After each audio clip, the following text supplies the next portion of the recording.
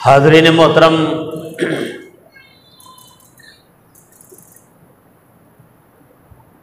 آج جس ہستی کا تذکرہ، جن ہستیوں کا میں کرنے جا رہا ہوں، ان میں ایک تو خلفائے راشدین رضوان اللہ علیہم اجمعین کے دور میں ائمہ اہل بیت اور اہل بیت رسول صلی اللہ علیہ وسلم کے ساتھ جو آقا صلی اللہ علیہ وسلم کے اصحاب کا حسن سلوک ہے، جو حسن نیت ہے، جو حسن سلوک ہے، اس کا تذکرہ انشاءاللہ کروں گا۔ اور ساتھ ہی پھر اللہ تبارک و تعالیٰ نے حضرت فاطمۃ الزہرا سلام اللہ علیہا کی اولاد کو حضرت امام حسین، پھر حضرت علی زین العابدین امام الساجدین علی بن حسین رضی اللہ تعالیٰ عنہ کا تذکرہ کرتے ہوئے اختصار کے ساتھ جو اس اولاد اہل بیت میں، اولاد علی زین العابدین میں جو 12 امام ہیں، ان کا تذکرہ انشاءاللہ آپ کے سامنے اختصار کے ساتھ کرنا ہے، تاکہ ہمارے دلوں میں محبت آل بیت اچھی طرح جاگزی ہو جائے اور حضور علیہ الصلوۃ والسلام کی آل کی محبت ہمارے ایمان کا حصہ بن جائے۔ اصحاب رسول صلی اللہ علیہ وآلہ وسلم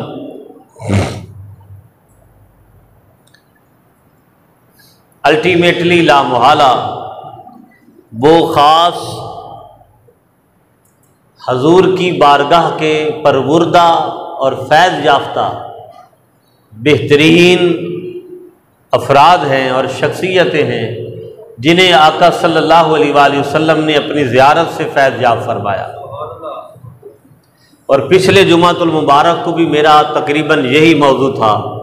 کہ آل بیت رسول اور اصحاب رسول کی محبت، باہمی محبت، اور پھر اصحاب رسول کا آل بیت کے لیے مودت کا بہترین جو ایک سلوک ہے، جو طریقہ ہے، اس کو میں نے آپ کے سامنے آشکار کیا تھا۔ اسی سلسلے کو آگے بڑھاتے ہوئے آقا صلی اللہ علیہ وآلہ وسلم نے اپنے اصحاب کو جس بہترین تربیت اور پرورش سے گزارا، اس تربیت اور پرورش کا کوئی جواب نہیں۔ یہ آقا علیہ الصلوۃ والسلام کا حسن نظر تھا کہ حضور علیہ الصلوۃ والسلام نے جس کو جتنا چاہا اتنا نواز دیا اور اپنی نظر اجتباء و انتخاب سے اتنا کچھ عطا فرما دیا۔ تو حضرت ابوبکر صدیق رضی اللہ تعالیٰ عنہ پر جو نظر انتخاب پڑتی ہے، تو پھر وہ نظر محبت حضرت عمر فاروق پر بھی پڑتی ہے، جو نظر حضرت عثمان غنی پر پڑتی ہے، وہی نظرت حضرت بلال بن رباح پر پڑتی ہے، جو حضرت بلال بن رباح المعروف حضرت بلال حبشی رضی اللہ تعالیٰ عنہ پہ پڑتی ہے، وہی نظر حضرت ابو ہریرہ پر بھی پڑتی ہے۔ لیکن کمال ہے، یہ نظر مصطفیٰ صلی اللہ علیہ وسلم برابر ہر ایک پر فیض یاب ہوئی۔ اب یہ جس پر نظر مصطفیٰ صلی اللہ علیہ وسلم کا فیضان اترا، اب ان نظروں، ان شخصیتوں اور ذاتوں کی ذاتی کوشش ہے کہ وہ حضور کی بارگاہ کے منظور نظر بن گئے، آقا صلی اللہ علیہ وسلم کے منظور نظر بن گئے۔ پہلی بات تو یہ ہے کہ حضور علیہ الصلوۃ والسلام نے واضح طور پر یہ ارشاد فرما دیا تھا کہ اللہم اجعل رزق آل محمد قوتا، کہ اے میرے رب ذوالجلال، میری جو آل ہے، میری جو اہل بیت ہیں، جو میری اولاد ہے، ان کو عام دنیاوی رزق سے بے نیاز کر دینا، عام دنیاوی رزق سے بے نیاز کر دینا، اور وہ روحانی الوہی اور غیبی رزق کی طاقت عطا فرمانا کہ جس رزق کے سامنے ہر چیز ہاتھ باندھ کر کھڑی ہوتی ہے، اور وہ روحانی الوہی اور اپنی بارگاہ کا رزق میرے اللہ میری اہل بیت کو عطا فرمانا، جس کے سامنے کسی قسم کی حاجت، کسی قسم کی کمی، کسی قسم کی کمزوری بے معنی رہ جاتی ہے۔ حاضرین محترم، ہم دیکھتے ہیں کہ حضرت ابوبکر صدیق رضی اللہ تعالیٰ عنہ کا 2.25 سال کا خلافت کا زمانہ ہے، تو حضرت ابوبکر صدیق رضی اللہ تعالیٰ عنہ یقین جانیے آل بیت رسول اور پھر خاص کر حضرت فاطمہ الزہرا سلام اللہ علیہا، حضرت علی رضی اللہ تعالیٰ عنہ کے گھر جو بہترین انتظام کرتے ہیں کہ وہ دعائیں دیتے نظر آتے ہیں، جو کتب میں ہمیں ملتا ہے، دعائیں دیتے نظر آتے ہیں کہ ہمیں ابوبکر صدیق رضی اللہ تعالیٰ عنہ نے ہماری جھولیوں کو بھر دیا ہے، ہم ان پر راضی ہو گئے، ہمیں ان سے کوئی گلہ شکوہ نہیں۔ جہاں ایک باغ فدق اور اس کے علاوہ کوئی دیگر املاک کا مسئلہ پیش آتا ہے، وہ صرف اتنا تھا کہ حضرت فاطمہ الزہرا سلام اللہ علیہا تشریف لے گئیں، کیونکہ آقا صلی اللہ علیہ وسلم نے جب یہ غزوہ خیبر کا قلعہ اور اس میں جتنے بھی طاقتور لوگ تھے جہاں حضور علیہ الصلوۃ والسلام نے فتح کیا، اور خیبر کی فتوحات حضور کے زیر نگیں آئیں، وہاں فدق کا باغ بھی تھا، اور وہ فدق ایکچولی حضرت نوح علیہ السلام کا جو بیٹا تھا سام، اس کی اولاد میں ہوتے ہوتے ان کی اولاد میں ایک بیٹا تھا جس کا نام فدق تھا، اور وہ فدق امیر کبیر تھا، اس کے پاس مال غنیمت، مال تجارت اور پھر زرعی زمینیں بہت زیادہ تھیں، تو یہ ایکچولی ان کے نام پر یہ باغ تھا۔ تو جب خیبر فتح ہوا تو وہ باغ بھی حضور علیہ الصلوۃ والسلام کے زیر تسلط آ گیا، اور اپنی آقا صلی اللہ علیہ وآلہ وسلم نے اپنی زہری حیات طیبہ کے تقریباً 3 سال خیبر فتح ہونے کے بعد حضور نے گزارے۔ وہ باغ فدق ساری آمدن حضور علیہ الصلوۃ والسلام جو ہے اپنی اہل بیت کو دیتے رہے۔ جب حضرت فاطمہ الزہرا سلام اللہ علیہا خلیفہ اول حضرت بکر صدیق رضی اللہ تعالیٰ عنہ کے پاس تشریف لے گئیں کہ یہ باغ چونکہ ہماری کسٹڈی میں تھا، ہم اس سے مال غنیمت اور اس کی جتنی بھی جو ہے وہ آمدن ہے ہمارے استعمال میں ہوتی، تو آپ یہ ہمارے حوالے فرما دیں۔ تو وہاں حضرت بکر صدیق رضی اللہ تعالیٰ عنہ نے صرف یہ حضور کا فرمان سنایا کہ آقا صلی اللہ علیہ وسلم نے فرمایا انا معشر الانبیاء، کہ ہم جو انبیاء کا گروہ ہے، طبقہ ہے، لا نارثو نہ ہم وراثت چھوڑتے ہیں، بلا نورثو اور نہ ہمارا کوئی وارث بنتا ہے، ما ترکنا فہو صدقہ، جو انبیاء چھوڑ جاتے ہیں وہ ساری امت کے لیے صدقہ جاریہ ہوتا ہے۔ وہ ساری امت کے لیے کیا ہوتا ہے؟ بولیے صدقہ۔ اب جب یہ حدیث آ گئی اور لفظ صدقہ کا آ گیا، آپ نے غور کرنا ہے، اس میں لفظ کیا ہے کہ صدقہ، تو پھر آل بیت رسول کے لیے تو صدقہ ویسے ہی جائز نہیں۔ آل بیت بس حضرت اما فاطمہ سلام اللہ علیہا کا یہ سنت تھا، اور انہی قدموں پر آپ واپس تشریف لے آئیں، اور 6 مہینے بعد آپ کا وصال مبارک ہو گیا۔ اس سے ہٹ کر کوئی بات نہیں، نہ کوئی ناراضگی تھی اور نہ کوئی کسی قسم کی جو ہے وہ دوسری کو خلف شاری تھی۔ حضرت ابوبکر صدیق رضی اللہ تعالیٰ عنہ برابر جتنی بھی آمدن تھی باغ فدق کی، وہ حسنین کریمین پر، حضرت فاطمہ الزہرا پر اور اہل بیت کے گھروں تک پہنچاتے رہے۔ اور حضرت ابوبکر صدیق رضی اللہ تعالیٰ عنہ پھر حسنین کریمین کے ساتھ اور حضرت علی المرتضیٰ رضی اللہ تعالیٰ عنہ کے ساتھ وہی محبت اور مودت کا حسن سلوک کرتے، بلکہ حضرت ابوبکر صدیق رضی اللہ تعالیٰ عنہ جب کبھی حسن و حسین کو دیکھتے، حسنین کریمین کو دیکھتے، تو حضور علیہ الصلوۃ والسلام کی سنت کی طرح اگر مسجد نبوی میں دیکھتے تو ابوبکر صدیق اپنے خلافت کے دور میں منبر رسول چھوڑ دیتے اور نیچے اتر کر ان دونوں شہزادوں کا استقبال کرتے، دونوں شہزادوں کا استقبال کرتے۔ اتنی محبت اور اتنی زیادہ جو ہے مودت حضرت ابوبکر صدیق رضی اللہ تعالیٰ عنہ نے، اور سینے سے لگاتے اور پیشانی پہ بوسے دیتے اور ہاتھوں کو بھی چومتے۔ یہ حضرت ابوبکر صدیق رضی اللہ تعالیٰ عنہ کا حسن سلوک اور آپ کا، اور باقی آپ یہ دیکھیں کہ انہیں دنیا داری کی کیا ضرورت تھی حسنین کریمین کو یا اہل بیت رسول صلی اللہ علیہ وسلم کو، لیکن اس کے باوجود خلیفہ اول حضرت ابوبکر صدیق رضی اللہ تعالیٰ عنہ نے برابر مکمل طور پر اہل بیت کی جتنی بھی دینی دنیاوی ضروریات ہیں سب کا جو ہے وہ خیال رکھا۔ پھر حضرت عمر فاروق رضی اللہ تعالیٰ عنہ دور مبارک چونکہ طویل ہے، 10 سال پر محیط ہے، 10 سال ایک عرصہ ہوتا ہے، اور پھر حضرت عمر فاروق رضی اللہ تعالیٰ عنہ کا دور مبارک ویسے ہی لاسانی ہے جس کا کوئی جواب نہیں، جہاں ہر ایک کو اللہ تعالیٰ نے اتنا کچھ دین و دنیا کے لحاظ سے دیا ہے کہ حضرت عمر فاروق رضی اللہ تعالیٰ عنہ کی شان اپنی شان کے قابل ہے۔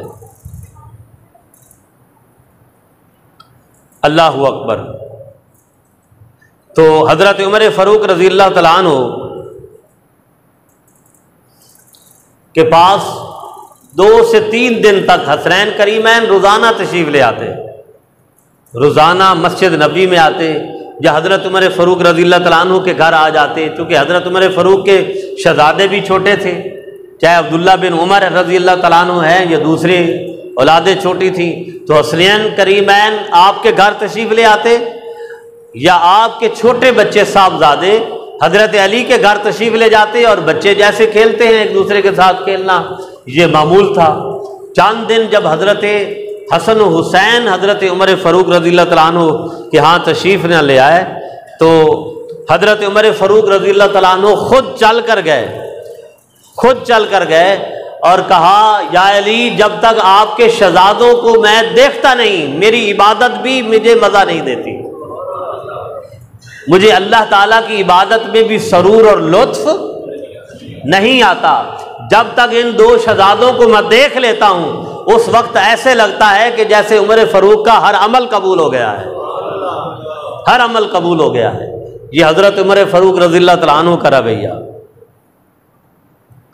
اللہ اکبر۔ ایک دفعہ حضرت عمر فاروق رضی اللہ تعالیٰ عنہ مسجد نبوی میں آپ واعظ فرما رہے ہیں، جمعے کا دن ہے، تو خطاب کرتے ہوئے، اب آپ دیکھیں کہ یہ بھی انداز ہے، خطاب کرتے ہوئے حضرت امام حسین رضی اللہ تعالیٰ عنہ تشریف لے آئے اور فرمایا کہ میرے نانا جان کے منبر سے نیچے اتر جائیے۔ کیا لفظ فرمائے؟ اب وقت ہیں خلیفہ کے وقت ہیں، وقت کے خلیفہ ہیں حضرت عمر فاروق رضی اللہ تعالیٰ عنہ، تو امام حسین یعنی دوران وعظ و تقریر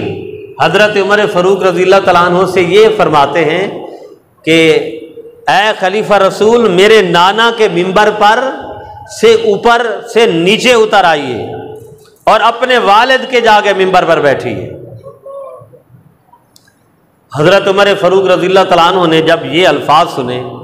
تو حضرت عمر فاروق رضی اللہ تعالیٰ عنہ نے عرض کیا، اے ریحان نبی، اے ریحان نبی۔ ریحان نبی کا لقب کا مطلب یہ ہے کہ جب آقا صلی اللہ علیہ وسلم حضرت امام حسین کو گود میں اٹھاتے تھے تو آپ کے چہرہ مبارک کو ایسے سونگھتے تھے، چومتے تھے جیسے کوئی گلاب کے پھول کو سونگھتا ہے، گلاب کے پھول کو سونگھتا ہے۔ اس لیے حضرت عمر فاروق رضی اللہ تعالیٰ عنہ نے فرمایا، ریحان نبی، اے میرے نبی کی خوشبو، اے میرے نبی کی خوشبو، اے ریحان نبی صلی اللہ علیہ وآلہ وسلم، میرے والد کا تو کوئی منبر نہیں، میرے والد کا تو کوئی منبر ہی نہیں، جب ممبر ہی نہیں تو میں اس ممبر پر کیسے جا کے بیٹھوں؟ میرے والد کا تو کوئی ممبر ہی نہیں، میں اس پر کیسے بیٹھوں؟ اور یہ جو ممبر جس پر میں بیٹھا ہوں اس پر آپ کے بابا، آپ کے نانا دونوں نے مجھے براجمان فرمایا، اس پر مجھے آپ کے نانا ہی نے تو بٹھایا ہے ان کے بٹھانے کی وجہ سے ہی میں اس منبر پر براجمان ہوں۔ اللہ اکبر۔ اور اس لیے بٹھایا ہے تاکہ میں آپ کے نانا کے منبر کی حفاظت کر سکوں، آپ کے نانا کے منبر کی حفاظت کر سکوں۔ اور پھر حضرت امام حسین رضی اللہ تعالیٰ عنہ کو آپ نے اپنی گود میں اٹھایا اور اپنے گھر تشریف لے گئے۔ اللہ اکبر، سبحان اللہ۔ ایک دفعہ مال غنیمت آیا، حضرت عمر فاروق رضی اللہ تعالیٰ عنہ نے اپنے بیٹے عبداللہ ابن عمر حضرت عبداللہ کو 1000 درہم عطا فرمایا۔ کتنا؟ 1000 درہم عطا فرمایا۔ اور حضرت حسنین کریمین میں حضرت سیدنا امام حسین رضی اللہ تعالیٰ عنہ اور امام حسن دونوں تشریف لے آئے تو آپ نے دونوں کو 5000 درہم عطا فرمائے۔ کتنے؟ 5000 درہم عطا فرمائے۔ جب حضرت عمر فاروق رضی اللہ تعالیٰ عنہ مال غنیمت تقسیم فرما کے گھر تشریف لے آئے تو حضرت عبداللہ نے رضی اللہ تعالیٰ عنہ، جو آپ کے لخت جگر ہیں صاحبزادے، انہوں نے عرض کیا کہ ابا جان، مجھے آپ نے 1000 درہم دیا ہے اور شہزادوں کو آپ نے 5000 درہم عطا فرمائے ہیں، اس کی کیا وجہ ہے؟ تو حضرت عمر فاروق رضی اللہ تعالیٰ عنہ نے عرض کیا کہ اے میرے بیٹے، جو تمہارا حق بنتا تھا، جو تمہارا حق بنتا تھا وہ تجھے دے دیا۔ تمہیں کیا پتا کہ جس مسند پر میں بیٹھا ہوں، جتنا چاہوں میں حسنین کریمین کو دے دوں، چونکہ جس مسند تک بیٹھا ہوں انہی کی دعاؤں کا صدقہ ہے کہ میں آج خلیفہ ہوں، انہی کی دعاؤں کا صدقہ ہے کہ میں خلیفہ ہوں۔ تو اللہ اکبر، جو مجھے مقام و مرتبہ ملا ہے وہ مقام و مرتبہ انہی کے قدموں کی خیرات ہے۔ اب آپ یہ دیکھیں کہ یہ حضرت عمر فاروق رضی اللہ تعالیٰ عنہ کا رویہ ہے۔ یمنی حاکم نے حضرت عمر فاروق رضی اللہ تعالیٰ عنہ کی بارگاہ میں کچھ یمنی حلے بھیجے، یہ جو چوغے ہوتے ہیں نا، گون اوپر بیٹھتے ہیں، حلے، تو وہ بہت خوبصورت یمن کا کپڑا، اس وقت وہ جو یمن کا علاقہ اس لحاظ سے بہت زیادہ مشہور اور معروف تھا، تو حلے بھیجے، حضرت عمر فاروق رضی اللہ تعالیٰ عنہ نے تقسیم فرما دیے۔ دونوں شہزادے حضرت عمر کے پاس کھڑے ہیں، حسنین کریمین، مگر ان میں سے ایک بھی انہیں نہیں دیا۔ جو حلے آئے تھے ان میں سے ایک حلہ اپنے بیٹے کو بھی دے دیا۔ جب یہ دے چکے، تقسیم کر چکے، تو اب ظاہر بات ہے کہ کسی کے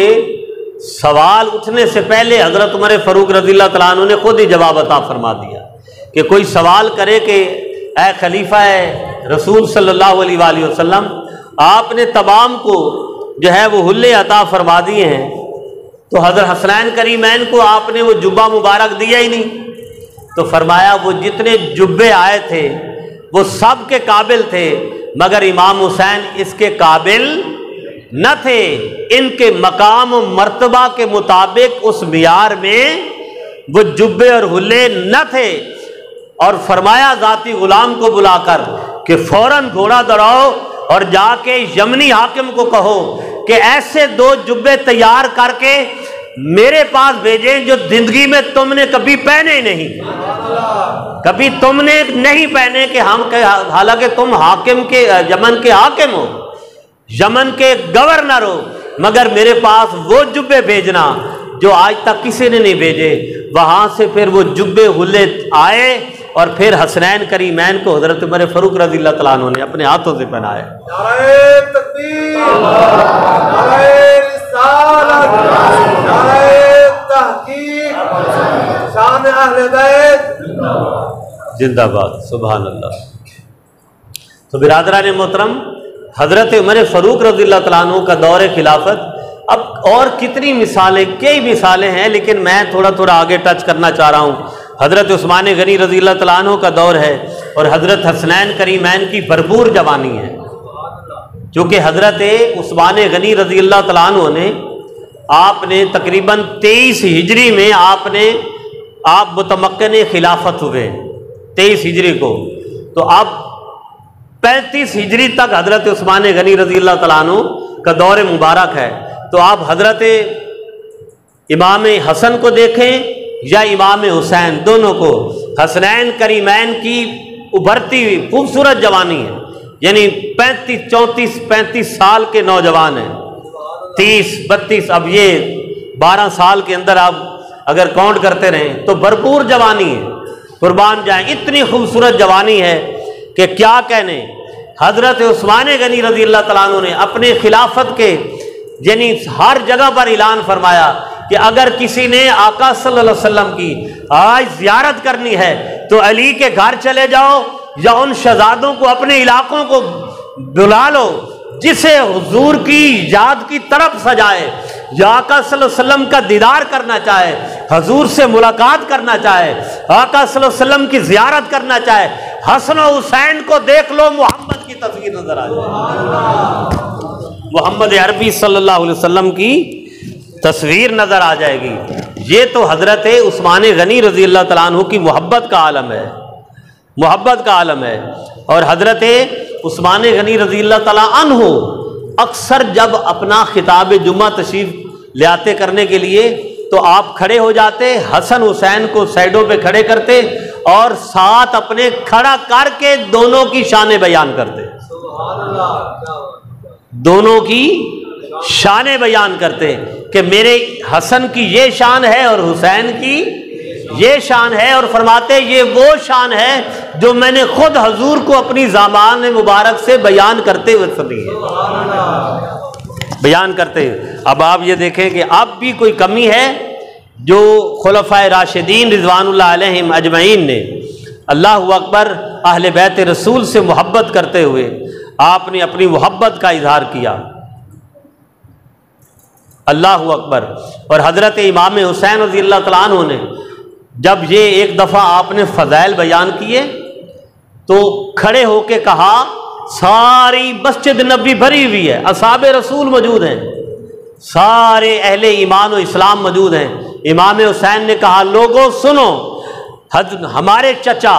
حضرت عثمان غنی رضی اللہ تعالیٰ عنہ نے ہمیں اتنا کچھ عطا کیا ہے، اتنا کچھ سیراب کیا ہے، ہم دعا کرتے ہیں کہ یا اللہ انہیں نہ دنیا کی حاجت باقی رہے اور آخرت کی حاجات بھی ان کی پوری فرما۔ یہ امام حسن و حسین رضوان اللہ علیہ رضی اللہ تعالیٰ عنہما ان کے لیے دعا کرتے ہیں، اور فرمایا ہماری جتنی حاجتیں ہیں، ہماری جتنی ضرورتیں ہیں حضرت عثمان غنی رضی اللہ تعالیٰ عنہ نے پوری فرمائی ہے۔ تو برادران محترم، یہ اب آپ یہ دیکھ لیں کہ شہزادوں کے ساتھ کتنی محبت کر رہے ہیں، حضرت ابوبکر صدیق، حضرت عمر فاروق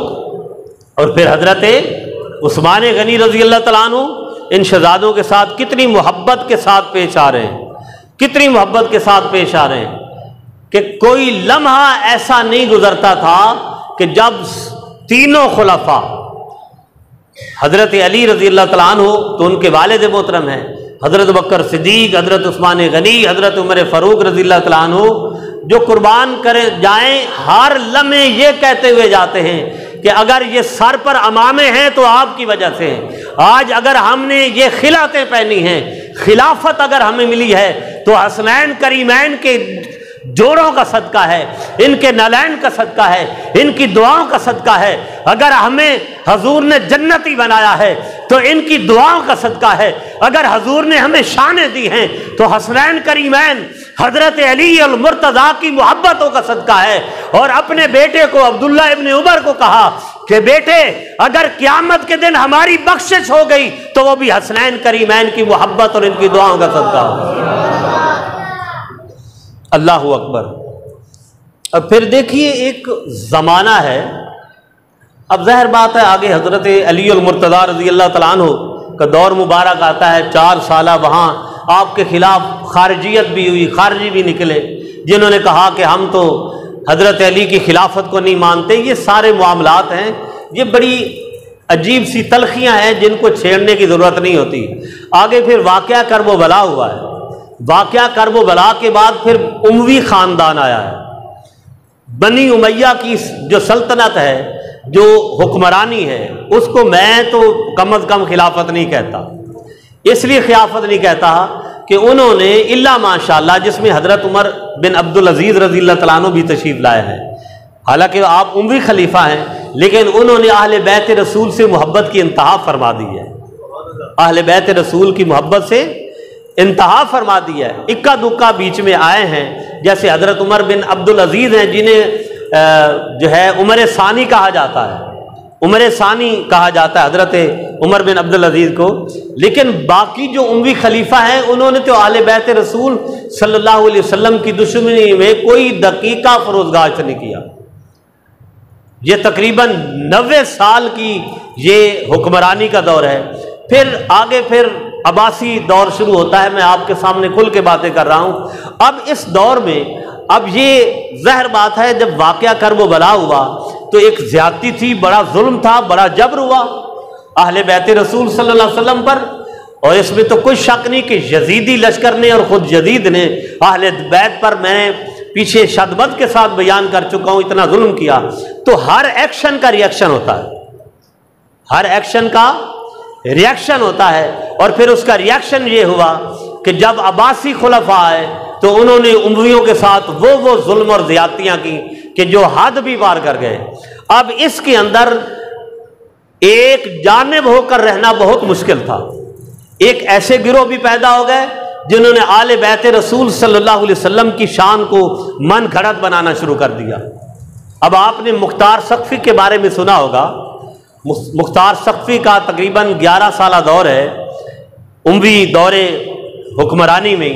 جنہوں نے چن چن کر ان لوگوں کو قتل کیا جو واقعہ کرب و بلا میں شامل تھے، واقعہ کرب و بلا میں شامل تھے۔ اب آپ یہاں سے اندازہ لگائیں کہ حضرت امام حسین رضی اللہ تعالیٰ عنہ کے بیٹے حضرت علی بن حسین، جن کو زین العابدین بھی کہا جاتا ہے، جنہیں امام الساجدین بھی کہا جاتا ہے، آپ کی ولادت ہوئی 38 ہجری میں، 38 ہجری سے لے کر تقریباً 95 ہجری تک،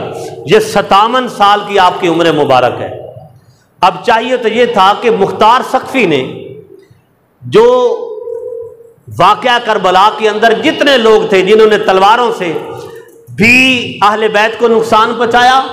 حضور علیہ الصلوۃ والسلام کے اہل بیت کو، اور ہر لحاظ سے نقصان پہنچایا، چاہیے تو یہ تھا کہ علی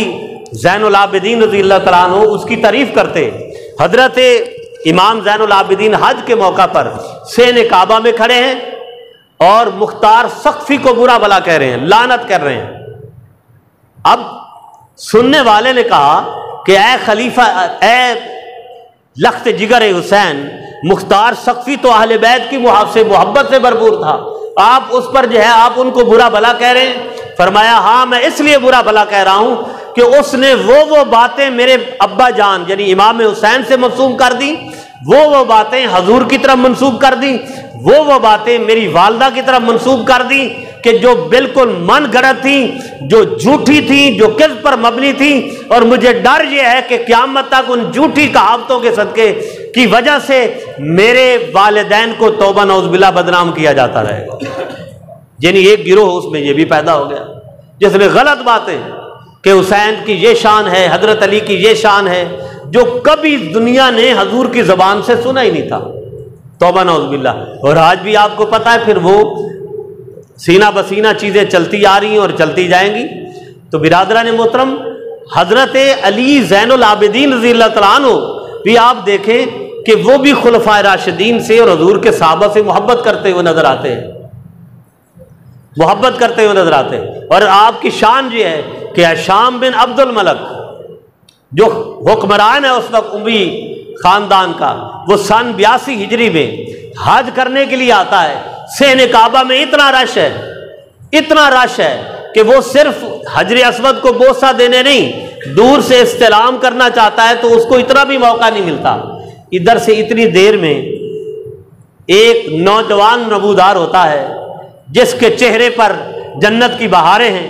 جس کے چہرے پر نورانی ضیائیں ہیں، جس سے چہرے کے خدا کی جلوہ ہرائی نبو ہو رہی ہے، جس کے چہرے پہ اتنی نورانیت ہے کہ سارا صحن کعبہ جتنا بھرا ہوا تھا، اس وقت کا حکمران حجر اسود کو بوسہ دینا تو درکنار، استلام کرنے کی بھی اس کو جگہ نہیں ملتی کہ آگے سے لوگ ہٹے اور میں ایسے دونوں ہاتھوں سے سلام کر لوں۔ مگر جب یہ شخصیت آتی ہے، اتنی خوبصورت نورانی شخصیت آتی ہے، تو صحن کعبہ آگے سے خالی ہو جاتا ہے اور وہ جاتے ہیں اور حجر اسود کو بوسہ دے کے پیچھے ہٹتے ہیں۔ وہ وقت کا حکمران کہتا ہے یہ کون ہے؟ دنیا کہتی ہے یہ امام حسین کا لخت جگر حضرت علی زین العابدین ہے۔ کہ اس وقت بھی جہاں اموی دور میں جہاں اہل بیت کی توبہ نعوذ باللہ جو ہے وہ جو ہے سخاوت تھی اور لوگ برا بلا کہہ رہے تھے، اس وقت بھی اہل بیت سے اتنی محبت تھی کہ وقت کے حکمران کو بوسہ بھی نہیں دیا جاتا، مگر حضرت علی زین العابدین جب آتے ہیں تو لوگ طواف بھی چھوڑ دیتے ہیں، کہتے ہیں یہ وہ آگے ہیں جن کی صدقے رب نے ہمیں طواف عطا فرمایا۔ تو برادران محترم، اللہ تبارک و تعالی ہمیں اہل بیت رسول سے محبت نصیب فرمائے اور مودت نصیب فرمائے اور اصحاب رسول کی محبت کو ہمارے دلوں میں جاگزی فرمائے۔ وما علیہ الا البلاغ۔